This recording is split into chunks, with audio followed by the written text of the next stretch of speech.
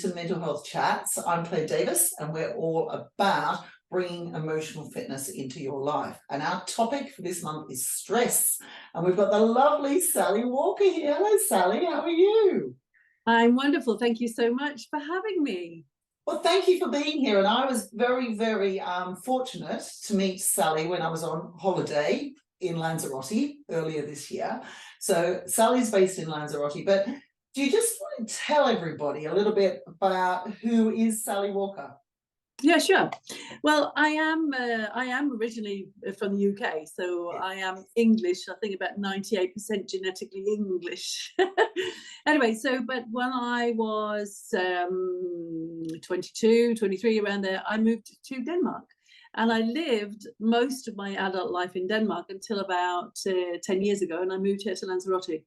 So I speak fluent Danish, I speak fluent English, and and I've been working with health, human health as such, since I qualified as a physio. I studied in Withington in Manchester, and I qualified back in 1978, and I've been working with human health since in various ways, physiotherapy, acupuncture, but the later years has been very much hormonal health, and that includes stress. It does, and I just love the fact that you have embraced life.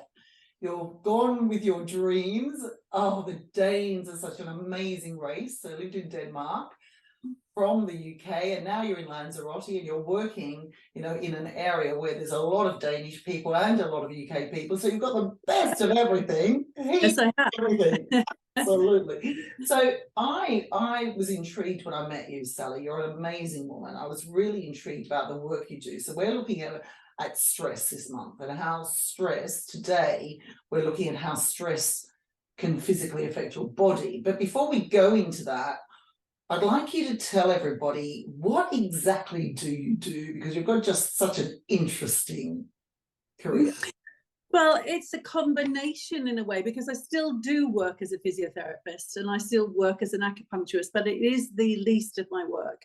What I do more on a daily basis, which can be here on Lanzarote or it can be online, I consult, or people consult me around whatever issues they have, but it will always have something to do with hormones. So it could be that they are stressed out, or it could be we're a lady and we're on our perimenopausal journey, or it could be a man who is noticing the lack of testosterone kind of thing. So he's on his area of around the age of 50, maybe 55, where he's losing his hormones.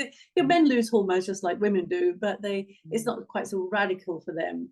So we just put the pieces together and look at, can we do hormone replacement therapy? What kind of nutrition should we be looking at? What kind of exercise? What other lifestyle choices like sleep might be important, and things like this. So we just link it all together, but a lot of it will be based on hormones. Yeah, so interesting. And I love the work you do. You're so specific and you're so knowledgeable.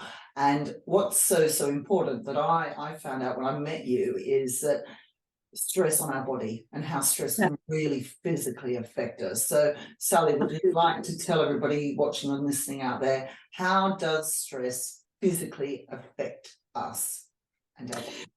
Yeah, well, you see, the word stress is I always find challenging, because what are we talking about really? Well, what we're really talking about is the hormone cortisol, and how stress, if we want to call it stress, and I'd rather look at it as an increased need to produce energy so you can fix whatever it is that's stressing you.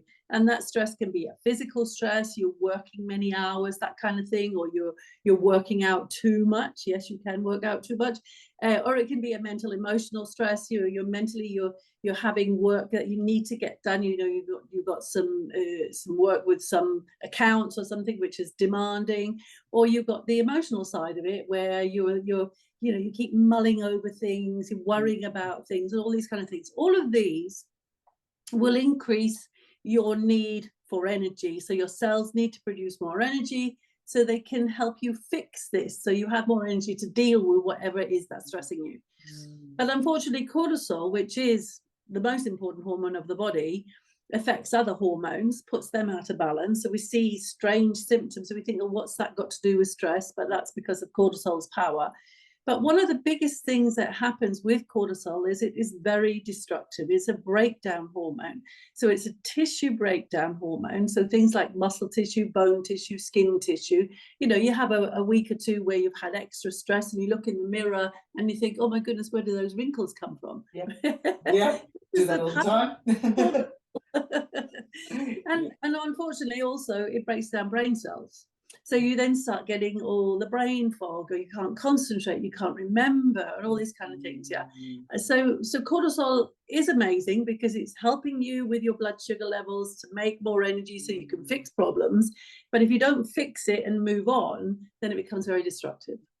Wow, that is so interesting. And actually, you said some really pertinent things there, and I'm going to show this in all my courses when I talk about stress, because it was so important on us really understanding how stress affects us physically and emotionally.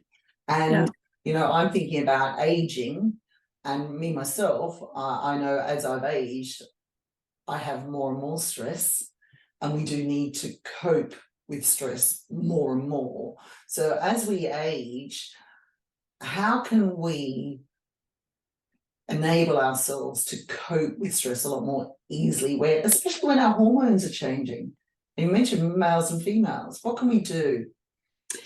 Well, you see, these two amazingly powerful, what we call anabolic building hormones, estrogen and testosterone. So estrogen for us ladies, testosterone for the boys, have a wonderful balancing, supporting effect on cortisol. Yeah. So as we go perimenopause ladies, and as the boys reach around the age of 50, the levels of estrogen and testosterone are much less. And then now we do not tolerate the stress that we tolerated before. And things which weren't stressful for us before suddenly become stressful, or we think it's suddenly, but it's a gradual decline. But it appears sudden. But we just don't tolerate many of the things that we did before because we lose these powerful hormones. And this is why ladies going through perimenopause, if your life is stressful, well, for whatever reason that might be, your symptoms of perimenopause will be much worse. Yeah. Right. Okay. So solutions here, one of them could be, should we look at replacing some of the estrogen or replacing some of the testosterone that we've lost? This is absolutely a possibility, but we're not going to replace the amounts that we've lost. So you're never going to have that enormous amount. So you need to look at the other side. How can I reduce my need for producing cortisol? So you want to look at things that possibly might be stressing you in your life. Can you make some changes? Just I don't want to talk much about women, but I just love the way the Chinese look at perimenopause, menopause. So they say that around the age of 49, they're very specific, that the energy that has been all the years of your fertile years, all your energy has been in your uterus. Oh, right. Yeah, and the uterus is the mummy place. So you have energy to mummy everything. So your team leaders, you're amazing to do that. Your mummy, obviously, for your kids and your husband in your house and all these kind of things. Yeah. But then when you go menopause, when you go 49, as the Chinese say, that energy goes to your heart. Yeah. So you have a change in where your focus should be. And ladies definitely need to go with the flow. They need to listen to their hearts. They maybe need to make changes in what they're doing. So they're not quite as good as being mummies anymore. They don't have the energy there. Yeah. And I love that picture, going from the uterus to the heart. I just love it. I think it's amazing. But otherwise, thinking about that, cortisol has a 24-hour production. Its natural production is very high first thing in the morning, about 6, 7, and then it drops from about 10 o'clock in the morning. It will drop radically, and it'll be low sort of late afternoon, and it will remain low until the next morning again. So as many times a week as possible, if you can respect cortisol's natural production, so you're active between 6 a.m. and 6 p.m., you're eating between 6 a.m. and 6 p.m., and then you're more resting and fasting between 6 p.m. and 6 a.m., as many times a week as possible, because I know we all have busy lifestyles, and we've changed, things have changed radically in the last 40, 50 years. So we're not finished work until late, we don't eat until late, we all of these things, we train late, we exercise late, all these things. But if you can do maybe 3 times a week that you finish everything around 6 p.m, you will really notice the differences, both physically, mentally, emotionally. Every way you will notice a big difference. That's amazing. And you didn't mention in as much detail as that when I met you in Lanzarote, but you did mention the try not to eat after 6 p.m. And I've been doing that, and I feel like a different person, actually. Yeah. On Sunday night, I went out with my friends, so I ate after 6 p.m. So it's not, I must do it every day. Yeah. I've just found I just feel so much more rested. It's we sleep better, and then your blood sugar will be better, so you'll be allowed to burn fat. And there's magic things happen when we just make that one change, that you stop. And you say, you go out to dinner with your mates, and we can't do it 7 days a week, but if we can do it 3 times a week or 4 times a week, and maybe one week we can do it 5 times, and another week it'll only be twice, just go with the flow, but make that decision that you're going to stop with as much as possible food, other activities at 6 p.m, because it has such a dramatic effect. That's amazing. I know why I love going to bed early now. That's fantastic. So Sally, I could talk to you all day, and I have got so much more to learn from you, and I was lucky to go to one of your talks when I was away, and I'm sure there's a lot of people out there who would love to meet you, talk to you. As you said, you work online, so where can people actually find you? Well, I have a webpage, and that's full of information. So that's 𝗖𝗵𝗆𝗀𝗃𝗀𝗀.com. That's the webpage. I'm on Instagram, I'm on Facebook, and if anyone's out there thinking, oh, maybe I should talk to Sally, I do offer these 30-minute online consultations where we get an idea of what you might need, because everyone's different. There is no standard treatment or advice from me at all. Everything is individual, because we are all individual. What works for you and what works for me doesn't necessarily work for everybody else, kind of thing. Yeah.